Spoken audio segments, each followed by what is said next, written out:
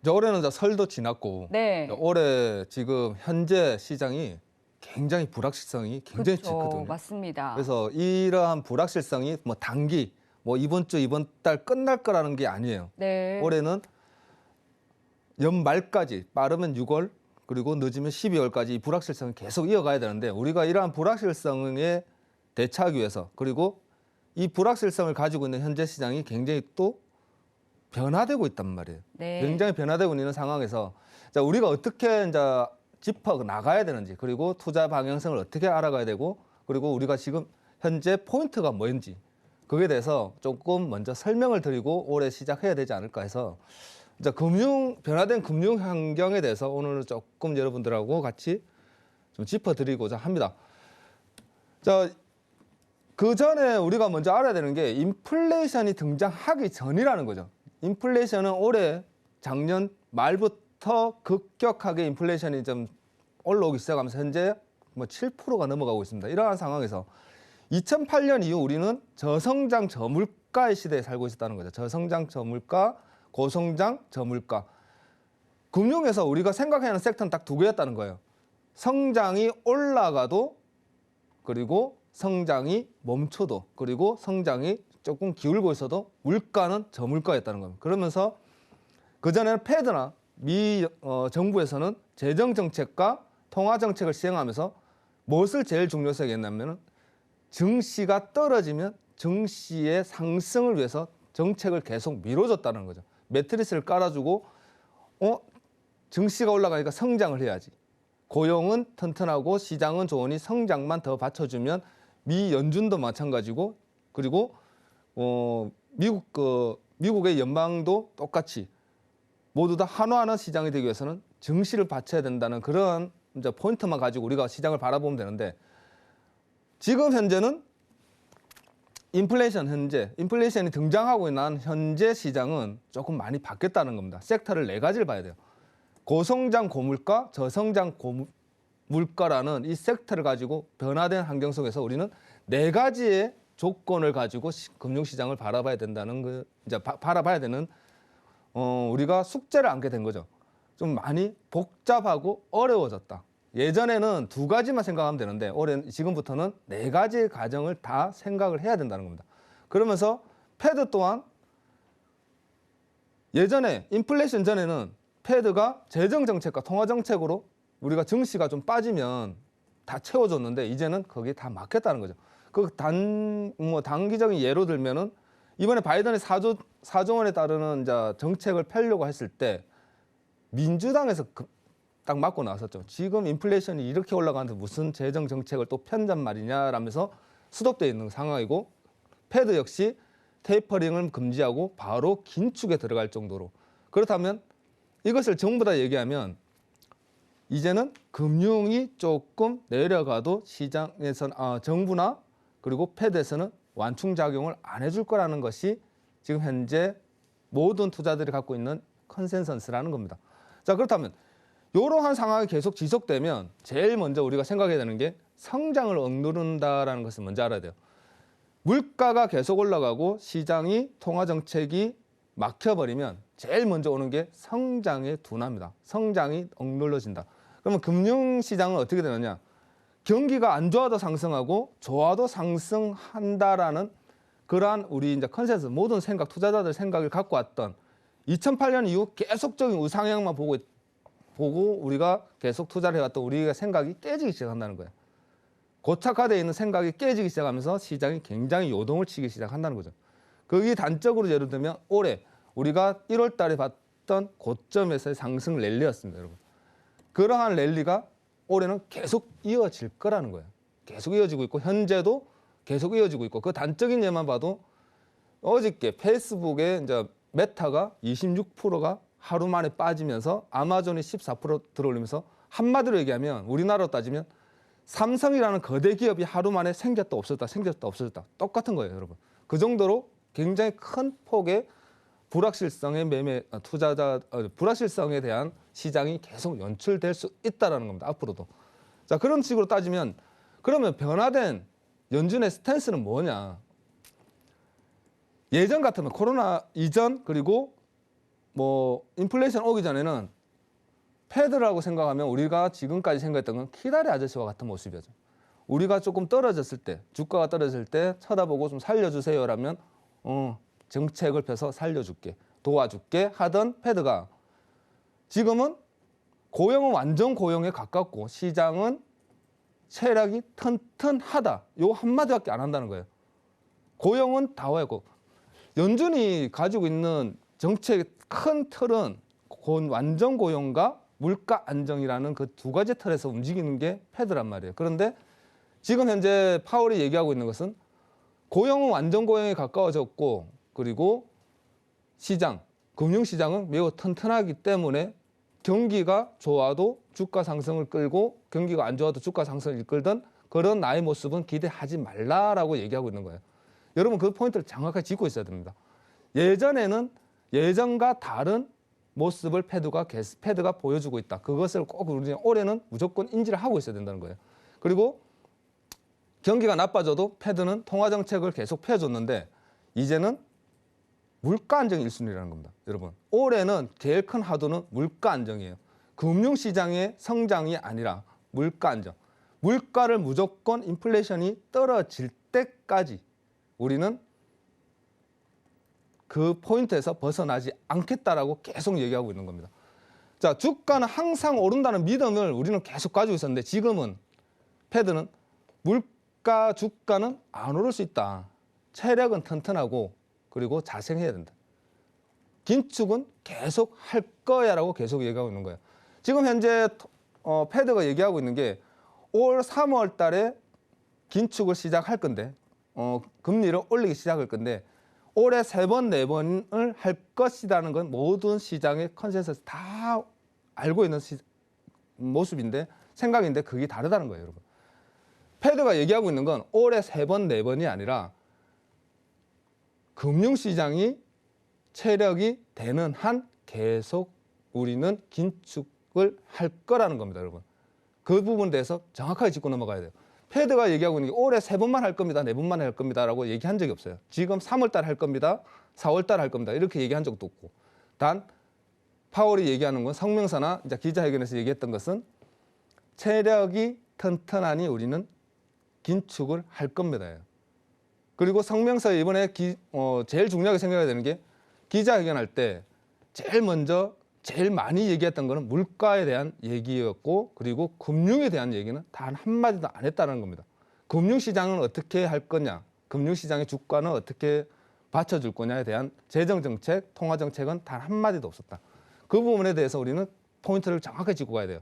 그건 무슨 말이냐, 우리가 한 번, 두 번, 0.25bp씩 지금 현재 시장 연준에 있는 연준 의원들이 지금 얘기하고 있는 게 0.5pp까지도 올리자는 얘기를 하고 있어요. 그 단적인 예로 지금 어제 영란은행에서도 연속적인 주가 상승, 금리 인상을 두 번째 금리 인상을 올렸는데 금리 인상을 올렸다는 것이 중요한 게 아니라 그 세부적인 내용이 더 중요한 겁니다. 9명의 영란은행 의원들 중에 4명은 0.5bp로 올리자고 얘기를 했다는 거예요. 그 무슨 말이냐? 9명 중에 1명만 더 0.5로 넘어갔으면 0.25bp 상승이 아닌 0.5bp가 될 뻔했다라는 거고 다음 회의 있을 때 또 한 번 더 올릴 수 있다라는 것을 얘기하고 있는 거예요. 그러면 미 연준 같은 경우도 똑같다라는 거죠. 3월 달에 0.5bp 물론 힘들다는 거죠. 그러나 시장은 그럴 수도 있다라고 생각하고 있는 겁니다. 지금 연준이 지금 생각하고 있는 것은 물가, 우리는 신뢰를 한번 잃었기 때문에 금리 인상에 대한 시기를 좀 놓쳤다는 건 다 알고 있는 사실이에요. 그러나 그 금리 인상에 대한 시기를 놓친 우리가 한번 신뢰를 다시 얻고자 하기 위해서는 한번 강하게 한번 물가 안정을 위해서 이러한 모습을 보여줘야 된다라고 어필을 할 수 있다는 거죠. 그러면 이제 시장은 더 큰 불확실성에 또 한 번 더 출렁하게 되는 겁니다, 여러분. 지금 현재 지금까지 우리가 생각했던 것은 금융시장에서 우리가 지금 여러분들이 생각했던 것은 다들 많이 들어봤던 바이더 딥이에요. 내려가면 사자. 내려가면 사자였죠. 내려가면 사자. 우리 이제 국내 증시 같은 경우는 줍줍한다고 그랬죠. 금리가 가격이 싸지니까 내려갔을 때 매수를 해야 된다. 그러한 고착화된 생각이 이제는 무너지고 있다는 겁니다. 제일 큰 요인은 그거예요.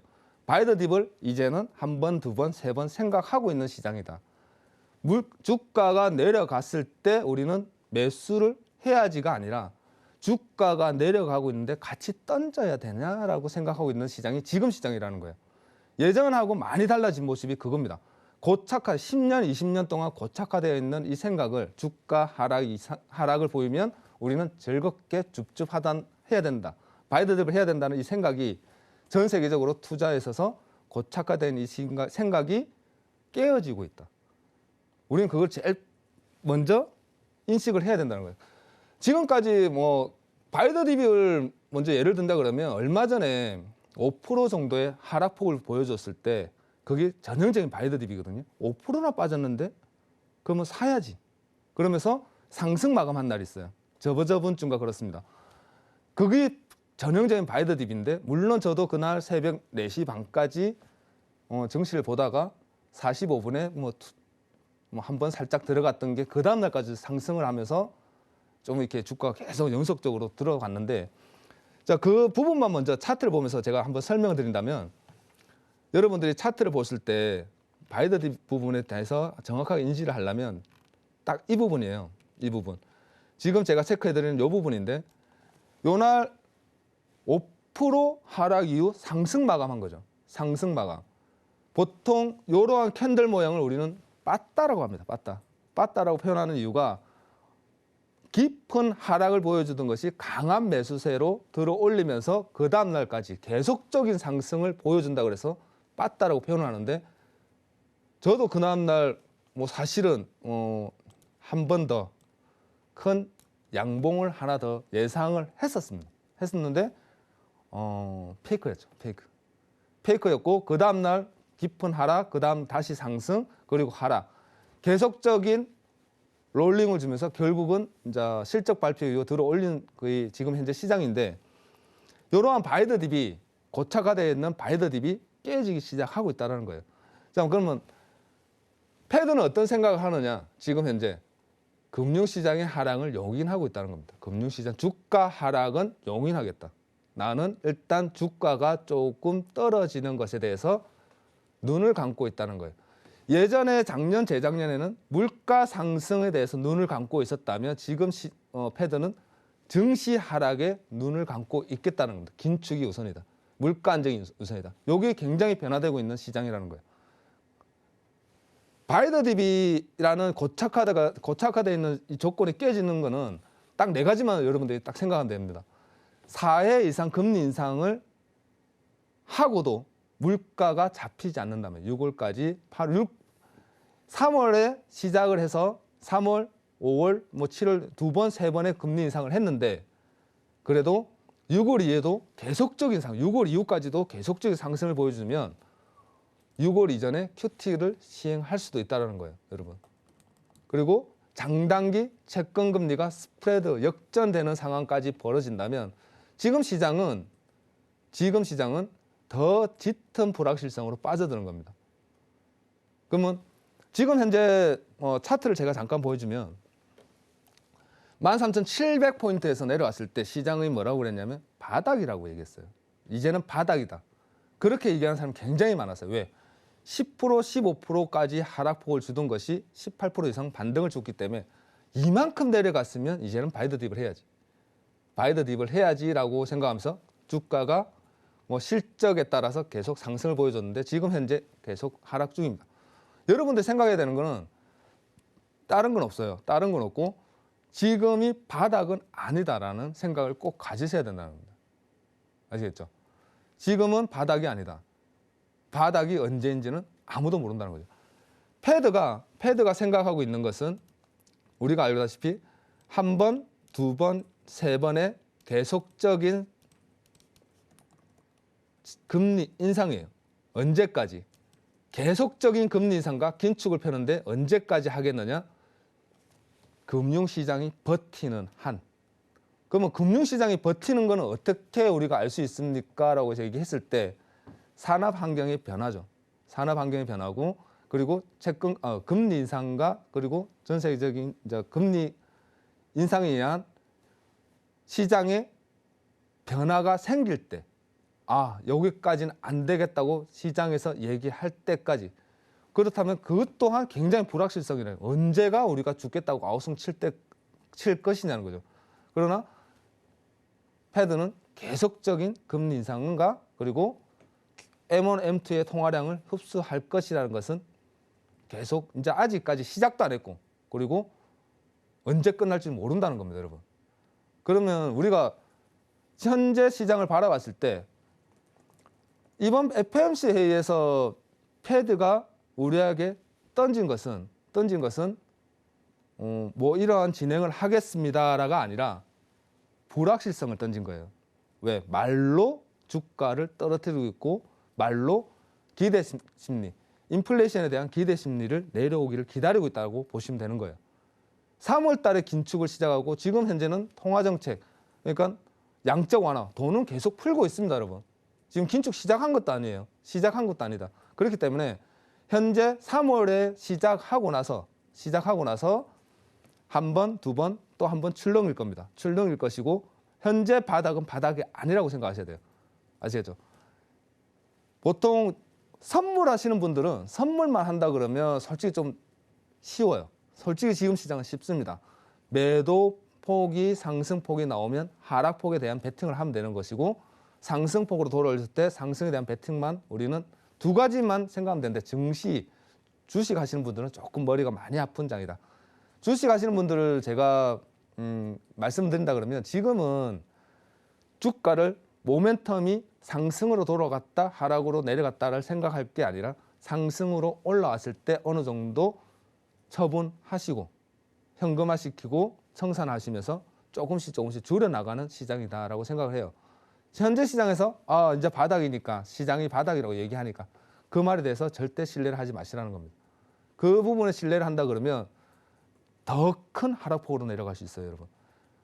유가 지금 시장은 금융은 빠지고 있고요. 유가는 올라가 있고 인플레이션은 계속적으로 상승을 하고 있습니다. 실업률은 계속 떨어지고 있고 이러한 시장은 뭐 한동안 계속 유지될 거예요. 언제까지? 올 말까지.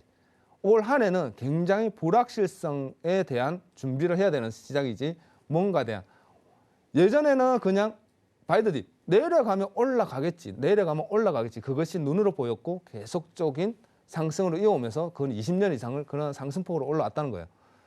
그렇기 때문에 지금은 그러한 고착화를 조금씩 깨져가고 있고 그런 고착화된 생각을 우리가 먼저 깨야 되지 않겠느냐. 여러분들이 먼저 깨야 됩니다. 올해는 특히나 그러한 생각을 좀 빨리 깨시고 시장에 빨리 반응을 하면서 우리가 먼저 생각해야 되는 건 아직 하락은 끝나지 않았다예요. 시작도 안 했다. 어찌 보면 시작도 안 했을 수도 있습니다, 여러분. 그 점만 생각하시고 지금 그 단적인 예로 계속 드러나고 있는 게 뭐 실적이 좀 좋다고 해서 아마존 같은 세계적인 기업이 뭐 우리나라 전 세계적에서 10위 안에 드는 회사가 하루에 주가가 14%씩 오를 수는 없어요, 절대. 근데 14%씩 올라가고 페이스북 같은 게 실적이 조금 떨어지고 대표가 조금 딴 생각하고 있고 조금 멍 때리고 있다고 해서 20%씩. 지금 배려가 없다는 겁니다. 예전에는 유동성이 받쳐줄 때는 페이스북 같은 회사가 조금 실적이 떨어져도 투자자들, 그러니까 우리 같은 투자자들이 뭐라고 생각했냐면 은행에 돈을 넣어놓는 것보다 은행에 이자도 없고 그리고 지금 현재 시장은 계속 상승 중이고 너가 올해 조금 실적이 떨어지고 조금 그래도 뭐 다음번은 좋겠지라면서 조금 너그럽게 봐줬다는 거죠. 근데 지금은 자비가 없습니다, 여러분. 미국 시장도 마찬가지예요. 얘 좀 삘이 좀 이상한데? 실적도 안 좋아? 그러면서 생각 드는 거죠. 금리가 올라가는데 그러면은 빚을 갚아야 되냐? 라는 생각을 가지면서 던지면서 같이 욱 던져버린다는 거예요. 기다려주지 않습니다. 그러면서 이러한 굉장히 큰 기업이 주가가 그렇게 빠질 수 있는 것이고 그리고 공룡 기업들이 주가가 그렇게 올라갈 수 있다는 거예요. 지금 현재는 굉장히 유동성이 큽니다. 유동성이 크고 변폭 또한 굉장히 넓게 봐야 돼요. 굉장히 넓게 보시고 그리고 예전에 우리가 항상 갖고 있던 그 중시하시는 분들이 맨날 머릿속에 박혀있는 바이더딥 요거부터 깨야 된다. 그리고 올해는 제일 중요한 것은 4가지 포인트를 딱 짚어주셔야 돼요. 금리 인상이 시작되었는데 중순이 넘어갔는데 물가가 안 잡힌다. 그러면 올해는 나는 아무것도 안 하는 게 좋겠다. 그 생각을 가지면 돼요. 저는 그렇게 생각합니다. 6월 이후까지도 금리가 올라가고 있는 현 상황에 물가가 안 잡히는 상황이 되고, 그리고 수요와 공급에서 원자재나 그리고 수요 모든 이제 금융 제외한 기술 쪽이나 이런 시장에서 쇼티지가 끝나지 않는다 그러면 여러분들 증시하시는 분들은 올해는 진짜 조금 쉬어가는 한 해가 돼야 되지 않을까. 해외 선물 하시는 분들은 제가 아까도 얘기했지만 쉽습니다. 굉장히 쉬워요.